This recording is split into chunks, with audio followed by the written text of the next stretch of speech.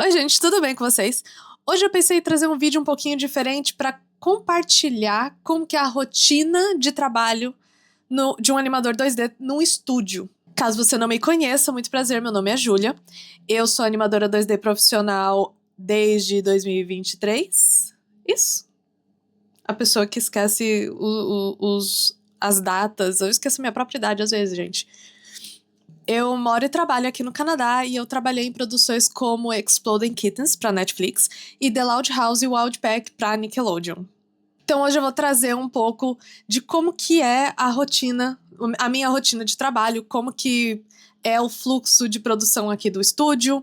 Não, claro que eu não vou entrar em detalhes internos de como o estúdio funciona, não posso mostrar absolutamente nada, mas só dar a ideia de como que você recebe as cenas, como que funciona a cota, questão de horário, essas coisas mais básicas que talvez vocês tenham curiosidade de saber. Então, como que é a rotina? Eu começo a trabalhar 8 horas da manhã. Pode começar às 9, mas eu começo às 8, porque aí eu paro meio-dia, tenho 1 hora de almoço, volto 1 hora e termino às 5. Essa é a rotina. Só que o negócio é que eu posso começar e terminar em outros horários, contanto que eu trabalhe as horas que eu tenho que trabalhar por dia, e contanto, principalmente, que eu entregue as cenas na data limite. Então é uma coisa muito flexível de você começar a hora que você quiser. Você pode começar de tarde, trabalhar mais de noite, você pode fazer um pouco aqui de tarde e focar mais de manhã, caso amanhã você seja mais produtivo, você pode fazer isso. Contanto que você tenha comunicado, né, o seu supervisor, ele tenha aprovado, porque as suas agendas ainda têm que bater, e contanto que você entregue tudo certinho, não tem problema nenhum. Ninguém vai ficar olhando o seu horário, verificando se você tá trabalhando 8 horas, porque o seu trabalho vai falar por si só. Então, falando de cota, cada produção é um pouquinho diferente. No Exploding Kittens, por exemplo, eu trabalhei os 2 primeiros meses, se eu não me engano, como estagiária, depois fui como animadora júnior mesmo. Então, a cota inicial minha eram 500 frames e a cota oficial da produção eram 600. Depois eu cheguei nesse ritmo, foi tranquilo. No Wild Pack, né, pra Nickelodeon, Exploding Kids tá na Netflix, Wild Pack é uma produção pra Nickelodeon, a cota eram 700 frames. Já era um pouquinho mais alta, né? 100 frames, não parece tanta coisa, mas pode ser. A questão é que você tem que cumprir essa cota da semana e cada pessoa trabalha de uma velocidade diferente e acelera essa velocidade de produção com o passar do tempo e com a experiência. Algumas pessoas demoram mais, outras menos. Eu tive a sorte de eu acabar sendo bem rápida. Foi uma boa surpresa. E em pouquíssimo tempo eu já estava fazendo 800 frames, 900 frames. Na produção do The Loud House. Era um pouquinho. A produção é um pouquinho diferente. Um pouquinho não, na verdade, muito diferente do Loud Pack. No Loud House eu já consegui fazer mais de 1000 frames na semana, então tudo depende. E aí, quem te passa as cenas que você vai fazer é o seu supervisor. Seu supervisor, ele vai pegar junto com o diretor batches, que a gente chama, então compilados de cenas e dividir para vários animadores numa mistura, respeitando mais ou menos o que cada animador é bom e o quanto que a pessoa consegue fazer. Então, se é uma pessoa que está iniciando, o seu supervisor não vai te passar um batch muito difícil, nem muito extenso. Ele vai respeitar ali o nível, porque assim, é uma craft, é uma arte. Você fica melhor conforme você vai fazendo, então não adianta nada te empurrar um monte de cena difícil, você não vai conseguir fazer o trabalho bem feito e alguém vai ter que corrigir. E o negócio é que a animação, a gente pode esquecer, às vezes, mas a animação é um trabalho em grupo, é um team effort, né? Gente, desculpa de ficar falando vários termos em inglês, mas é como eu lido o tempo todo, tudo é em inglês, vai escapar um termo em inglês aqui e acolá.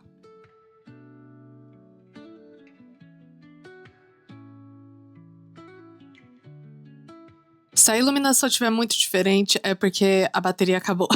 Meu Deus, eu nem lembro mais onde que eu tava, de verdade. Qual que foi a última coisa que eu falei pra vocês? Então, cada animação tem uma quantidade de cota que você tem que cumprir. Se você estiver tendo problema, você fala. Se você estiver adiantado, você fala também, porque às vezes alguém tá com problema e aí você pega a ceninha do coleguinha. Então, como que é o fluxo do trabalho. O diretor faz o lançamento do episódio, faz uma reunião, às vezes é com o time todo, às vezes é só com os supervisores. De qualquer forma, quando o episódio é lançado, os animadores são encorajados a assistir o Laika. E eu digo encorajado porque não é que ninguém vai forçar você a assistir. Você assiste por conta própria. E é sempre bom você assistir, porque às vezes tem hookups, né, que chama. Que é quando uma cena emenda na outra, ou então algo que aconteceu numa cena, o personagem está numa posição específica e você tem que fazer igual. E aí, nesses casos, você fala com o animador que vem antes ou depois dessa sua cena para você reaproveitar a pose. Ou então também você vê que se você fizer a sequência certinha na ordem, fica melhor. Às vezes você vai por uma cena ou outra. Porque o planejamento de como você vai fazer as suas cenas é totalmente por sua conta. Então você tem que ver se às vezes uma cena precisa terminar mais rápido para ela poder ir pro pessoal do FX, para colocar efeitozinho, bonitinho, colocar pro comp, né, o pessoal de composition. Dê a prioridade para cenas que precisam ser resolvidas mais rápido. E aí a quantidade de cenas, eu falei a quantidade de frames. A quantidade de cenas é respeitando essa quantidade de frames. Porque às vezes você vai ter uma cena que é 400 frames. Ou você vai ter uma cena que é, sei lá, 20 frames, 24 frames. É tipo só um establishing shot, que é só, sei lá, o cenário. E aí você não animou absolutamente nada. Acontece também. Então varia muito a dificuldade e a quantidade de frames e a quantidade de cenas. Então, digamos uma segunda-feira. O diretor lança o episódio, a gente faz a reunião, todo mundo assiste o Laika, as cenas são entregues, e no dia que você recebe as cenas é o dia que você entregou do último episódio. Você recebe suas cenas novas, você vai começar o posing. E o posing é a parte que demora mais, mas é a parte que tem que demorar mais. Se você fizer o posing todo certinho, todo bonitinho, vai ser muito mais fácil de quando chegar a hora de animar. Eu normalmente demoro 2, 3 dias fazendo posing, depende bastante da cena. E aí, conforme eu vou fazendo, eu vou enviando pro meu supervisor. Meu supervisor aprova, corrige o que tem que corrigir, ou fala para eu corrigir, eu corrijo, mando de volta. Quando todas as poses estão aprovadas, e poses aqui eu tô falando keys e breakdowns, né? Eu não tô falando de in-betweens, não tem absolutamente nenhum twin ligado. É movimento de câmera, se tem um pan, se tem um camera shake, é nessa parte que você coloca. Aí, depois que o posing foi aprovado, você vai para a animação. E se você fez o posing bem feito, tudo certinho, tudo casando, bonitinho, vai, assim, muito rápido. Essa parte voa, de verdade. Então, se você demora 3 dias para fazer o posing, 2 dias é mais que o suficiente para fazer a animação. Claro, tudo depende, assim, né, da cena, mas no geral. É realmente a parte mais rápida. E, na verdade, a parte mais demorada da animação vai ser o lip sync, porque você tem que ficar com o fone de ouvido, é por isso que meu fone tá aqui. Eu tava fazendo lip sync. Tem que ficar com o fone, indo e voltando no áudio pra fazer o lip sync de acordo com o estilo do desenho. E aí, na parte da animação, você vai colocar todos os in-betweens, você vai fazer absolutamente tudo de time, space, todos os princípios. Vai colocar efeitos de follow-through, às vezes a gente tem cenas que tem um efeito que seria pro pessoal de FX, só que dá pra animador fazer, aí deixam pra gente, você coloca ele também. Corrige coisa que tiver que corrigir, às vezes tem alguma falha em algum desenho ou em algum prop, você vai colocar. Se tá precisando de uma mão, um desenho de mão específico, você vai refazer essa mão. Isso tudo aqui eu tô falando, gente, numa produção, então a gente tá usando o Toon Boom Harmony. É assim, o padrão da indústria. Então, nada que é desenhado à mão, é tudo manipulado, rigs, né, animação cutout. Então, você vai adicionar desenhos no rig do Toon Boom conforme você precisa. Então, é muito bom que você saiba mexer dentro de um rig. Isso, eu tô falando o Toon Boom, mas isso vale para qualquer software que vai usar rigs, como, por exemplo, o Morro.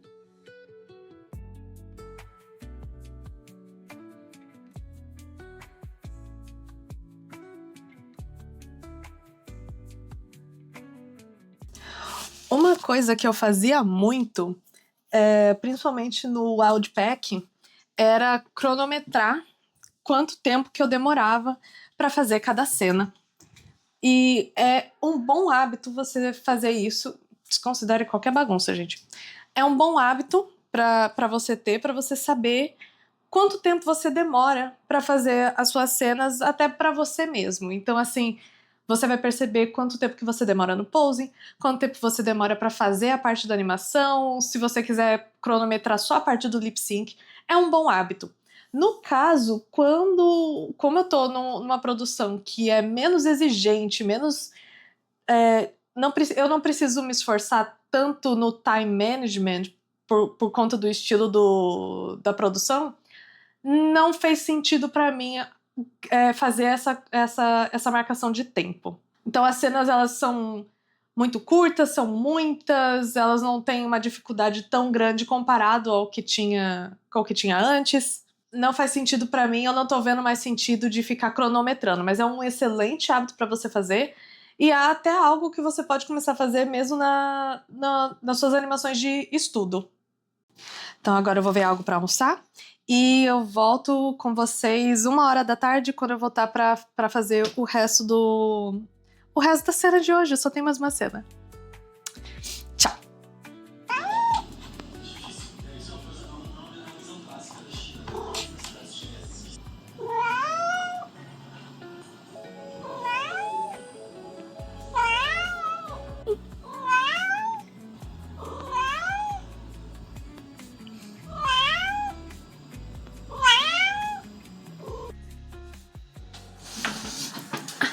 Bom, gente, deu 1h, vou fazer a última cena.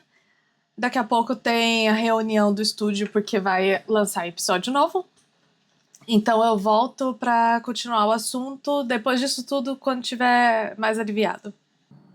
Gente, ignore absolutamente toda a sujeira e tipo, olhe, porque isso aqui não é nem da minha mão, isso aqui são os gatos, tá? Eles adoram se esfregar e passar aqui. E o pó, eu já abri mão, sabe? Já foi com Deus minha paciência o pó, porque eu nunca vi tanto pó quanto tem aqui nesse apartamento. Eu acho que é a ventilação de ar do inverno aí, veio pó da tubulação e fica. Então, assim, desconsiderem. Então, como que funciona a minha organização aqui? Eu anoto o nome do episódio, não vou mostrar pra vocês, né?